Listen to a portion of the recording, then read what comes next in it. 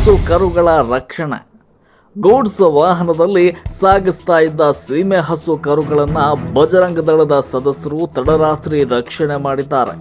ಹುಳಿಯಾರು ಕಡೆಯಿಂದ ತುಮಕೂರಿನ ಗೋಡೆಕೆರೆಯ ಸೋಮನಹಳ್ಳಿ ಮಾರ್ಗವಾಗಿ ಅನುಮಾನಾಸ್ಪದವಾಗಿ ಸಾಗಿಸ್ತಾ ಇದ್ದ ಗೂಡ್ಸ್ ವಾಹನವನ್ನ ಬಜರಂಗ ದಳದ ಸದಸ್ಯರು ತಡೆ ಹಿಡಿದಿದ್ದಾರೆ. ಈ ವೇಳೆ ವಾಹನದಲ್ಲಿ 45 ಸೀಮೆ ಹಸು ಕರುಗಳು ಕಂಡುಬಂದಿವೆ. ಇದರಲ್ಲಿ 15 ಕರು ಮೃತಪಟ್ಟಿದ್ದು. ಕೂಡಲೇ ಎಚ್ಚೆತ್ತುಕೊಂಡ ಬಜರಂಗ ದಳದ ಕಾರ್ಯಕರ್ತರು ವಾಹನವನ್ನ ಚಿಕ್ಕನಾಯಕನಹಳ್ಳಿ ಠಾಣೆಗೆ ತಂದು ಪೊಲೀಸರಿಗೆ ಒಪ್ಪಿಸಿದ್ದಾರೆ. ಕಾರ್ಯಾಚರಣೆಯ ವೇಳೆ ವಾಹನದಲ್ಲಿದ್ದವರು ಪರಾರಿಯಾಗಿದ್ದು, ಆರೋಪಿಗಳ ಪತ್ತೆಗೆ ಪೊಲೀಸರು ಬಲೆ ಬೀಸಿದ್ದಾರೆ. 30 ಕರುಗಳನ್ನು ನೊಣವಿನಕೆರೆ ಕಾಡಸಿದ್ದೇಶ್ವರ ಮಠದ ಗೋಶಾಲೆಗೆ ಬಿಡಲಾಗಿದೆ. ಚಿಕ್ಕನಾಯಕನಹಳ್ಳಿ ಪೊಲೀಸ್ ಠಾಣಾ ವ್ಯಾಪ್ತಿಯಲ್ಲಿ ಈ ಒಂದು ಪ್ರಕರಣ ದಾಖಲಾಗಿದೆ. ವರದಿ ಶ್ರೀರಂಗ.